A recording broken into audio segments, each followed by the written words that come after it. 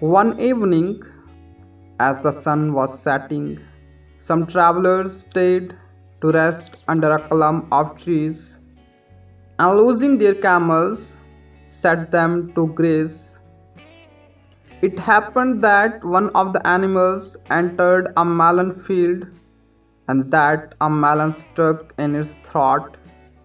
The owner, seeing this and fearing to lose the animal, tied a blanket round its throat and then struck the place with the greatest violence.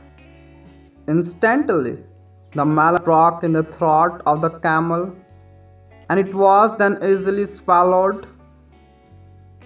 A certain man who had just come up, looking on and observing this proceeding, shouldered his bundle and, going to the next village, pretended that he was a doctor. "But what can you cure?" asked the villagers. "I can cure the goiter," answered the quack. An old woman, whose throat was swollen to a frightful size, exclaimed, "Oh, my son, if you would only cure my goiter, I would bless you for evermore." "Certainly," answered the man. "Here, bring me a blanket and a good-sized mallet." As soon as they were brought, he tied up the woman's throat and struck the swollen part with so much force that the poor old creature instantly expired. "Ah!" cried the people, "this fellow is a villain." So they seized him, being minded to carry him before the king. One of them, however, said, "She was a very old woman, who must have died shortly in any case. Let us, therefore, compel the wretch to dig her grave, and then we can beat him and let him go." So they took him and set him to work, but the ground was so stiff and hard that he made but slow progress. "If you do not dig it," said they, "before the king you shall go, and then you will be hanged." Thus exhorted the unfortunate man, in the greatest fear, labored away with all his might, and at last, when the villagers saw that he had finished his task and buried the victim of his mistaken treatment, they beat him well and let him go. Uninfluenced by the severity of his punishment, the man mounted his camel and went on to the next village, and again gave himself out as a great doctor. "And what can you cure?" "I can cure goiter," answered he. This time it was an old man who offered himself for treatment, but the pretended doctor said, "Look here, good people, I shall do my best to cure this case, but remember, if I am so unfortunate as to kill him, I am not be compelled to dig the man's grave." "A pretty sort of doctor you must be," cried they.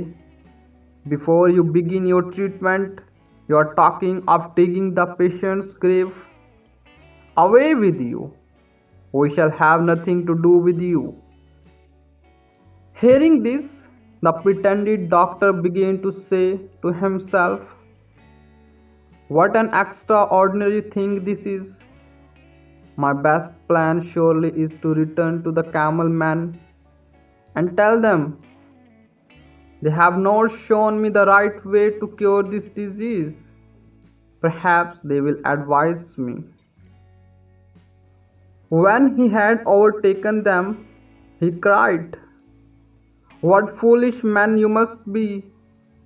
I met an old woman who suffered from goiter just like your camel, and I tied a blanket round her neck and struck her with a mallet. But instead of recovering like your camel, she died. And instead of getting a fee, I was compelled to dig her grave. It is not we who are stupid, answered the camel man, but you. We are not stupid at all. These animals are camels of prodigious size and strength. How was a feeble old woman to stand the blow of a mallet? No, it is you, and you only, who are stupid. One of the men now stepped forward, saying to his friends, "You remain quiet and leave this fellow to me." Then, addressing himself to the newcomer, he cried, "Hear you, sir.